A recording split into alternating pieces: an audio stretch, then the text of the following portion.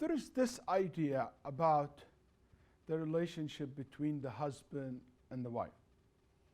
That husband has all the rights in the world, and wife has only obligations and duties.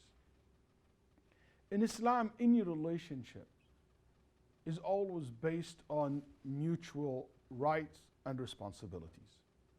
As much as Islam gives parents rights, as much as Islam put responsibilities upon their shoulders. As much as Islam told us about the rights of the rulers, have put responsibilities on the shoulders of the rulers. As much as Islam tells us about our children's rights, our children have responsibilities as well. And in every aspect it's like this. And one of them is the relationship between the husband and wife. You know, as much as the husband have rights, he have responsibilities. And as much as the wife has duties and responsibilities, she has rights as well. And the rule of thumb when it comes to the rights and responsibilities in between husband and wife, what Allah subhanahu wa ta'ala said in the Quran, وَلَهُنَّ مِثْلُ الَّذِي عَلَيْهِنَّ بِالْمَعْرُوفِ. They, whatever you expect from them, they should expect the same from you. And Ibn Abbas radiallahu anh took this verse to the extent that when he enters his house, he would fix himself, put perfumes in his beard. The Sahaba told him, why would you do that? Usually people do that when they leave the house, not when they enter. He said, wouldn't I would like to see my wife when I walk into my house dressed up and getting ready for me and smell good? Yes, I did. And she should expect the same from me.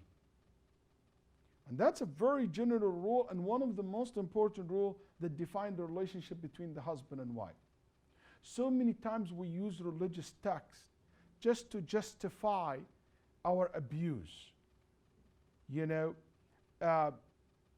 so I will say, I will use a hadith. Sometimes you see the man will use a hadith where he said, yes, the Prophet ﷺ said, if a man call his wife to bed and she didn't answer his call, angels will curse her the whole entire night.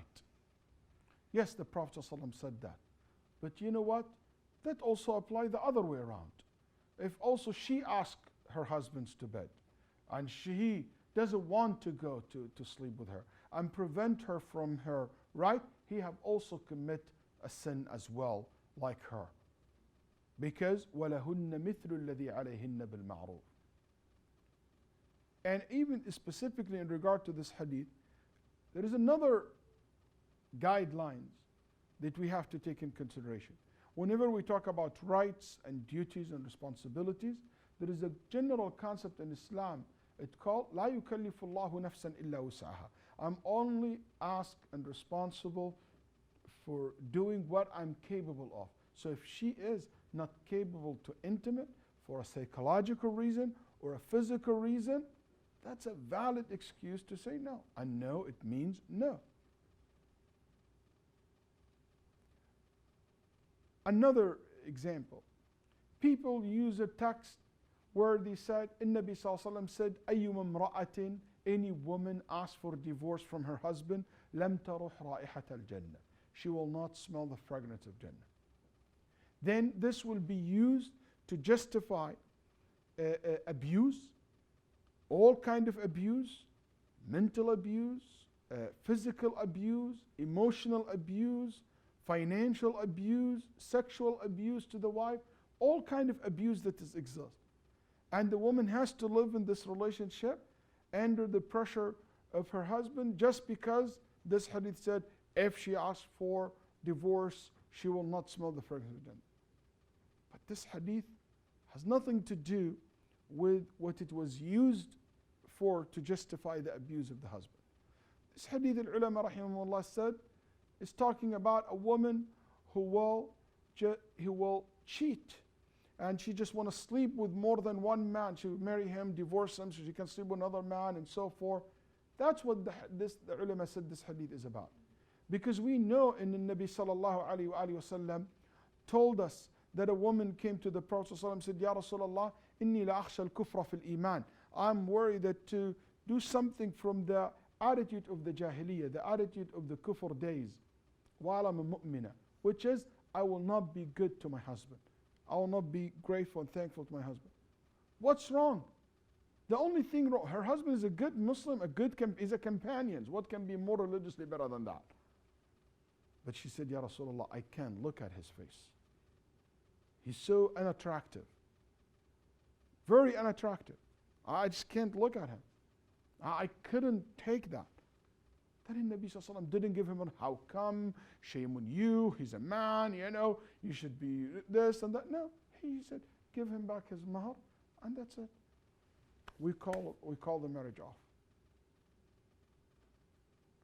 As simple as that.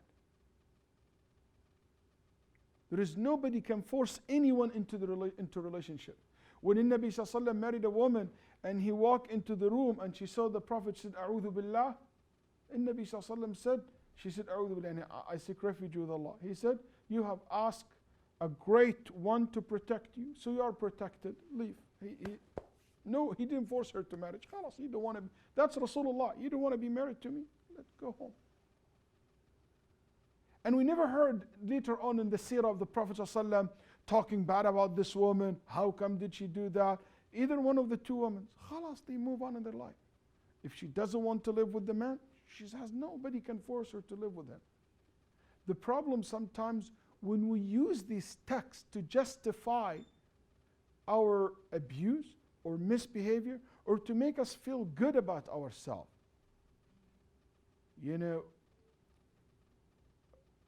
I was once in one of the conferences and